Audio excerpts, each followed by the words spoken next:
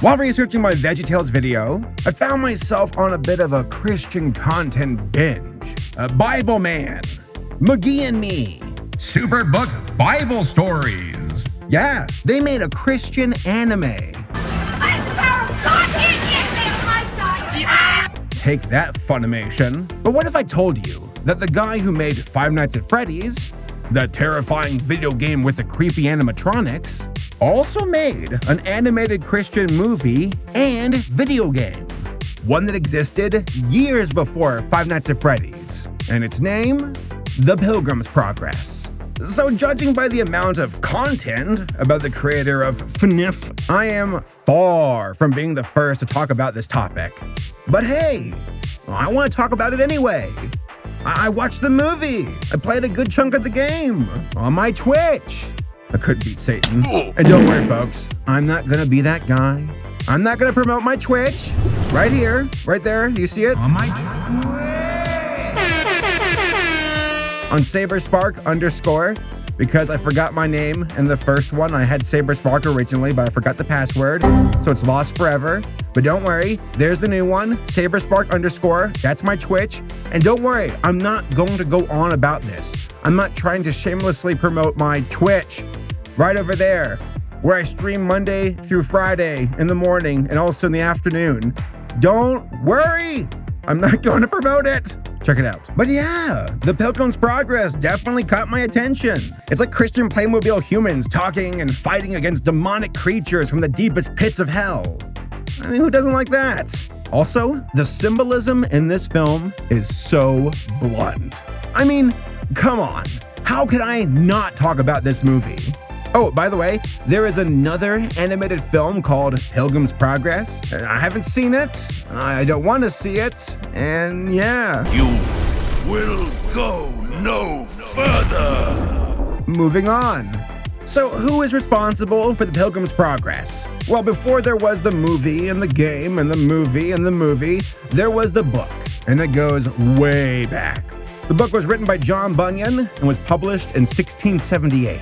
Actually, it's said that this might be the first novel ever written in English. The story itself is an allegory of the Christian pursuit of Jesus and all the worldly challenges along the path to heaven. John Bunyan, not Paul Bunyan, John Bunyan himself was a Puritan preacher who got thrown into prison for, you ready for this? For holding a religious service outside the designated area of the Church of England. FBI, open up! Can you imagine some Bobby cop coming after you with a baton being like, "Oi, don't be preaching about God outside the church." I also like it when British people try to say water bottle and they go, "Water bottle." USA! USA! But yeah, during his imprisonment, it is believed that John wrote a good chunk of his book and would go on to be one of the most significant works of religious text ever. And I was hoping to read the book before making this video, but guys, I do not have the time. Just know that the game and the movie take heavy inspiration from the book with the story, the characters, the symbolism, lots and lots and lots of parallels between the properties. And that makes sense considering, well, it's a movie and game about the book. Not the exact same, but close enough.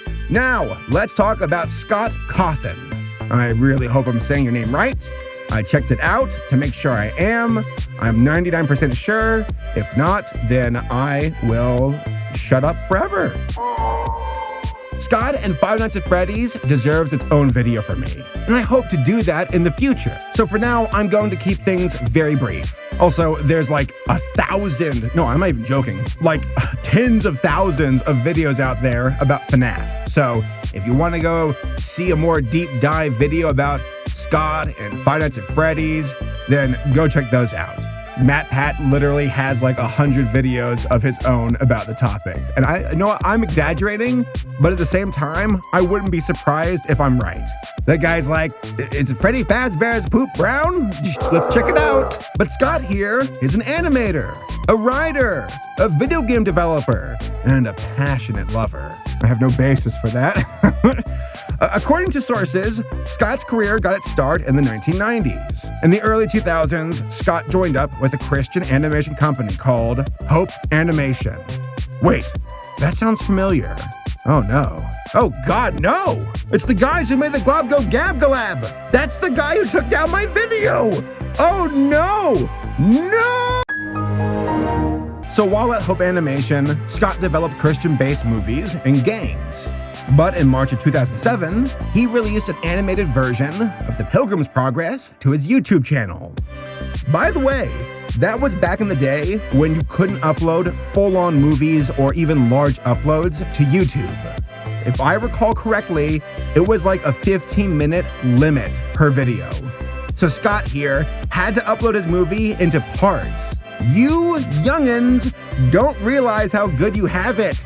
There was a time where you couldn't even upload your own thumbnail, unless you're like the blessed of YouTube.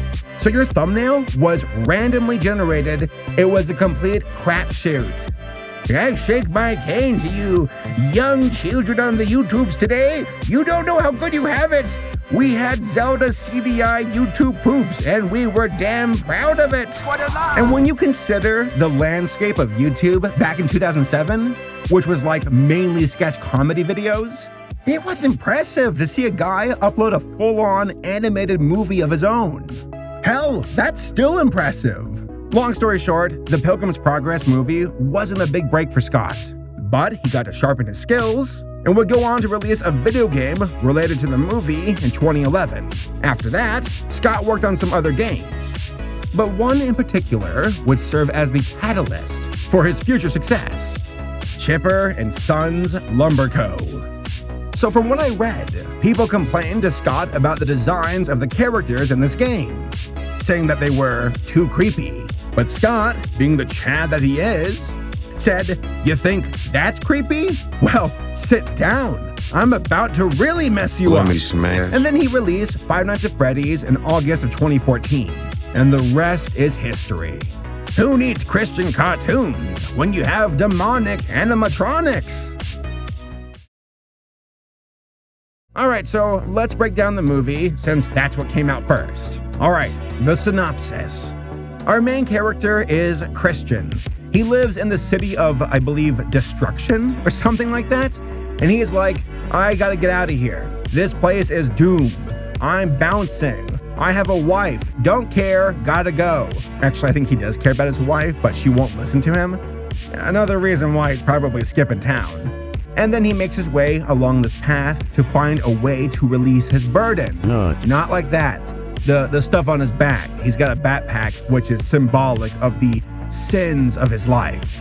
And in this story, and you better get comfortable with this, Christian here runs into a lot of characters that are named like lustful, sin, unfaithful, hopelessness, liar, but those names are not canon. But you get the point.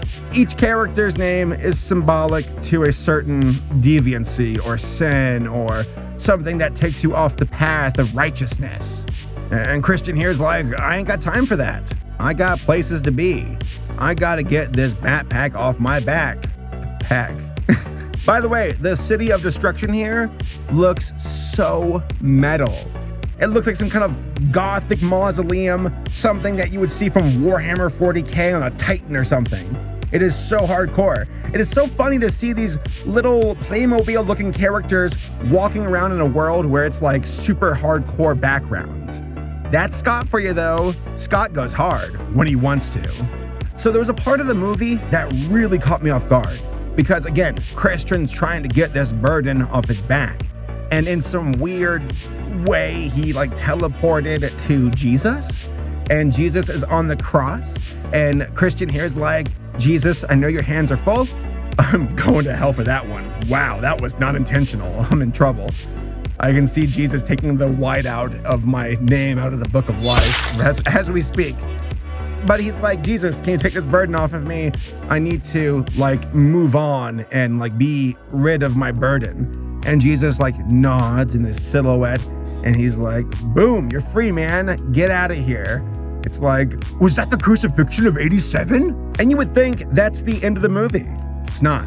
Christian's journey was just now beginning. He was freed of his sins by Jesus, but now he has to stay on the path of righteousness, the straight and narrow, in order to arrive at the celestial city.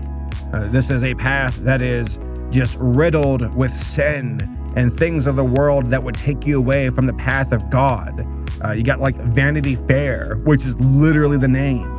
You got like this demon guy with a machine gun. There's like a legitimate Dark Souls boss fight where again, you got like these Playmobil characters who are like, I'm human. And then all of a sudden this giant demonic lion manticore skeleton top hat wearing son of a gun monster comes out of nowhere, and you hear like the Dark Soul boss music playing as a health bar pops up on the screen, and it's like, oh man, it is time to fight. But don't worry, Christian has the armor of God and also the sneakers of God. What are those? And he's ready to fight. It is a straight up boss fight. It's so funny how this scene in particular serves as a, like, this is what Scott wants. Scott is not just some animator or game developer who is like, I want to make Christian schlock, and that's that. Stuff that's simple and soft and just whatever. No, Scott had a heart for monsters, for action, for fighting. It just so happens that he's also Christian. And guess what? Homeboy has his cake and he got to eat it too. Christian continues his path. He has to avoid, I don't know, they don't label them, but I'm pretty sure that's Lust. Bunch of lustful girls who are like, jump in the water, bro. Hit up my OnlyFans. Be gone! But it's not just doom and gloom. Along the way, you got Christian here meeting like hopeful, faithful, unfortunately like faithfulness. That girl he meets, she gets burned at the stake. Keep your faith to the very end, no matter what end it may be. Okay. Like they get caught and this judge called like bad good or something like that, or jerk. He's like, you're guilty for not buying things that are fair. Your punishment, you're being burned at the stake. And that's legit, that's what happened. She burns at the stake and then Jesus takes her soul to heaven. I have to go now. They have that in the movie. Christian presses on. He gets captured again by an ogre. This ogre is like, I'm the ogre of despair. I'm gonna throw you in a cage in my castle and you'll never get out, except, there's a reason I give you your sword. You know what's up, all right? I'll see if you're still alive in a few days. Straight up, this movie's like, kill yourself. It's the only release, which is a taboo topic for Christians. I actually talked about that in my Twitch stream while playing this game, because that scene in the movie is also in the game. And yeah, it's, if I'm correct, Christians are like, suicide is an automatic, not GG, the opposite of a GG, a BG, a bad game, where it sends you to hell, I believe. The movie and the game doesn't talk about that, but the point for Christian is like, don't kill yourself, have hope. And he gets a key out of nowhere and breaks out. And he's like, later, skater, and heads off to continue his march on to the Celestial City. And I love it. Before the final scene, which is him crossing the River of Death, he walks into the worst thing ever for a Christian. And I'm not even like exaggerating. This is in the movie. He runs into an atheist. Dun, dun, dun, dun, dun, dun, dun, dun. It was Bill Nye, the science guy. He got him. It was a scientist. No, it was an atheist. And that's no joke. That's what's in the movie. Again, this movie and the game that we'll talk about here in a bit are very blunt. They're like, you're atheist. You speak words and you discourage me, but you have no faith. You don't know what you're talking about. And that's pretty, and that can be pretty off-putting for an audience, especially a secular audience. This is where I see things like VeggieTales having a lot more subtlety, and it never really called things out. It's like, we're here to have a good time. Let's have some fun, sing about some vegetable Christians, and that's what we'll call it a day. Here it's like, watch out for lustful girls and atheists, and also stab this Dark Souls boss. Pretty big difference. At the end, you've got Christian going across the River of Death. He dies, because that's the only way to get to heaven. So it's like he didn't commit suicide. He just sank in the water because of his sins. And there's a scene at the end that's like Frodo and Sam at the end of Fellowship of the Ring where he like reaches into the water and pulls him out. It's like the same thing with Jesus here in Christian. And then you got like Christian who's in heaven, hanging out with Jesus, having a good old time. That's the movie. You even got Christian writing his wife being like, hey man, I found a pretty good place to live. You should check it out. Good luck. That's not a joke either. That's in the movie. And you know what the best part is? You got Scott here writing and making this movie, and he's sitting there going, you know what I should do? What if I made a horror game that takes place in an abandoned Chuck E. Cheese? That'll show him.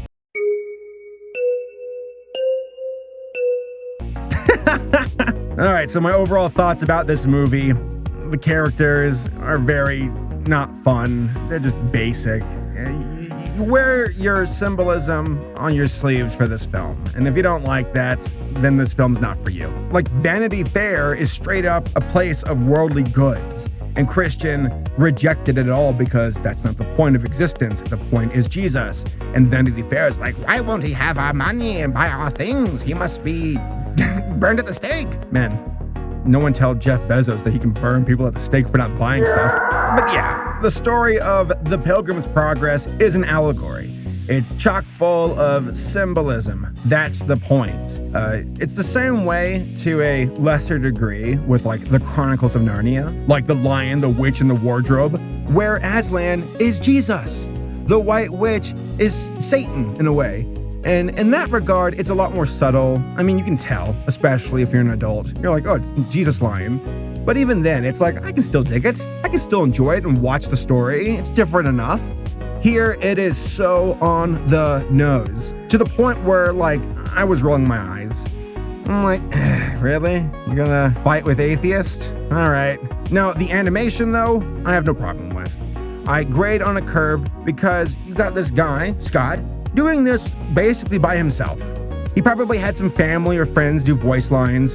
When you hear the recordings of the voice actors, it's not top-notch. There's even some like with the microphones, and it's pretty amateur, but it's forgivable.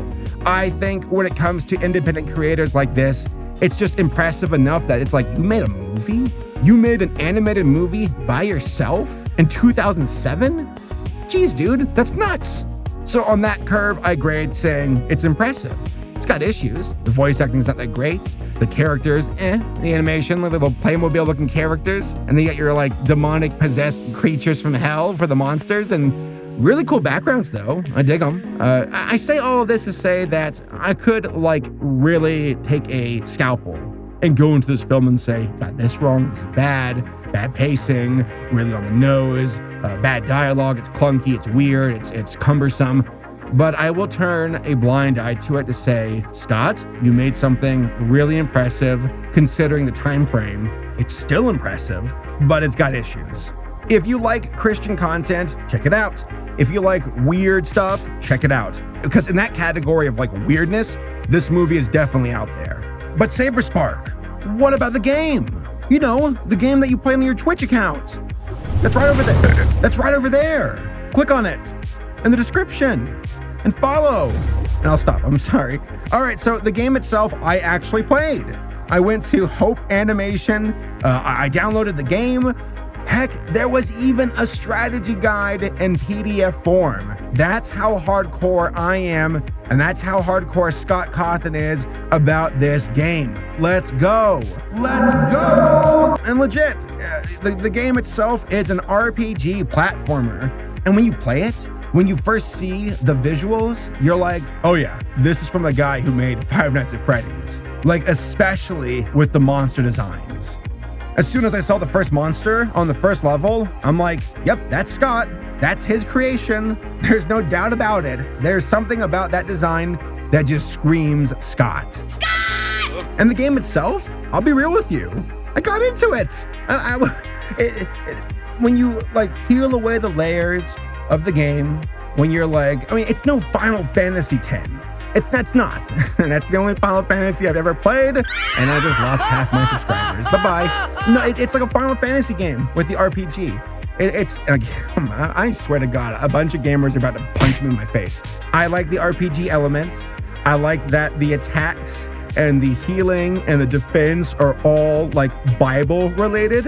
You have to hit them with a grace spam, drop a faith bomb, quickly armor up with a blessing of strength. I'm not even exaggerating. That's the game. Those are the moves. And there's a certain like nuance to it. Nothing overly complicated, but like, yeah, it's not a walk in the park either. There were some scenes where I died. There were some bosses that were difficult. There were some moments where I had to traverse through a map. It's not like a schlocky game where it's like, we made a movie and there's the game. Scott put legit effort into this game. And you know what? I liked it. Didn't love it, but I liked it. You can tell that it's competent, that it was made by somebody who knew what they were doing. And of course, it's not everyone's speed, and I typically like really weird out there stuff. So for someone like me, I was gravitating towards this. I wanted to see what else was in the game compared to the movie. Which, by the way, a lot more levels, a lot more characters, and let me tell you, a lot more bosses. Oh my gosh, a lot more monsters. You got like the poop monster. You got these like Mike Wazowski looking monsters. You got these little like demon monsters everywhere. It's great. I liked it. You got the freaking Soul Dozer. There is a character in this game, a minion called the Soul Dozer. The Dildozer! If that's not the sign of a quality game, then I don't know what is. Did Kingdom Hearts have a Soul Dozer? No, bad game. Did any of the Final Fantasy games have a Soul Dozer? No, bad game. Did Halo have a Soul Dozer? No, it's a bad game. If your game does not have a Soul Dozer, it's a bad game. Solitaire? No Soul Dozer. Bad game. But like the movie, the narrative of this game is once more blunt. On the nose, it follows the same journey, a slower burn, a bit more content because it's a game, and a game doesn't follow the same timeline or time requirements of a movie, so you're a lot more free to go at your own pace. There's more worlds to explore, more to the story, and I liked it. I got to explore more of the Pilgrim's Progress universe. I got to feed children, pray for children, give them Bibles. There were some really cute girls on the side of the road who I was like, hey, don't worry, honey, I'm gonna pray for you. I got you, homie. Bam, see you in heaven. But here's the thing that gets me. Again, I grade on a curve. And when it comes to Christian video games, and they're out there, they're schlocky, they're bad, and also blunt. This game, again, like I said, is straightforward. It is blunt. Most Christian games are. But at least here, there's a good mechanic to the game. The story is somewhat gripping and at least a bit interesting and challenging at times. So I will grade on that curve and say the Pilgrim's Progress game is one of the better Christian video games out there. But most Christian video games aren't that good. Moses, Noah, all these weird Christian games. The only top tier Christian game out there is Doom Eternal, which, like, come on, you're a guy killing demons. That's the most Christian thing you could ever do. And like I said, there are differences between the game and the movie. For one thing, Faithful, the girl who was burned at the stake, was a guy in this game. You got like a lot more bosses. It's weird, the one boss monster in the movie is not in the game. And none of the monsters in the game, except for the Ogre of Despair, are in the movie. So go figure. And I'll tell you this, the last boss on the River of Death is this insanely difficult Satan monster who is crazy OP. I couldn't beat him. I'm like level 20, and apparently you gotta be level 30 to beat him. Are you kidding me? Everything else was at least challenging or somewhat easy. But no, Satan here requires you 10 more levels to beat him. Good luck. No, I'm done. Game turned off. So overall, both the movie and the game are very straightforward. They got the Christian message, they got the Christian symbolism, they know what they are. And I understand, that can be a massive turnoff for secular audiences. Personally, I am fascinated by content that aims at a particular demographic and falls into that weird category. And Christian content is no exception. Again, I direct you to Bible Man. That all being said though, Considering that Scott here did most of the work for the game and the movie on his own, I give him massive props. He made a movie and a video game on his own. That's not easy. He wrote the story. He wrote his own adaptation. He designed his own characters and monsters and settings. He had to animate it. He had to voice act. He had to program. He did it all. Homeboy here is a jack of all trade, and he's damn good at most of those trades. And when you check out Scott and his career today, and how he's a very successful independent creator, it should be no surprise. The guy could persevere. He could push on. He never stopped. And when he did run to a challenge, he made that his advantage. Oh, you draw these monsters so scary. You should stop. Okay, I'll make a game specifically about the monsters. Enjoy. Scott, again, you're an absolute Chad. Mad respect. Once more, the movie has issues. The game has issues. I wouldn't go out of my way if I wasn't the freak that I was, where I enjoy weird stuff and do this for a job, then I wouldn't bother with it. But when you play the game, when you watch the movie, it's solid. Especially when you consider that it was made by basically one guy. So good job, Scott. I have a lot of admiration for you, especially with how you treat your community and you support them. He's very inspiring, and he's been doing this for like decades, so there you go. Right up there with Toby Fox. That's awesome. I wish there were more creators like you. Oh my God, I forgot. There's also something very important I need to bring up before I end this video. You all ready? Lean in a bit more. Lean in a bit. Oh, I need to tell you this. Lean in, come on, come closer. I gotta tell you something. It's free real estate. Follow me on Twitch, all right? I stream Mondays through Fridays. Don't turn me off. Please, Matt, don't turn off my audio.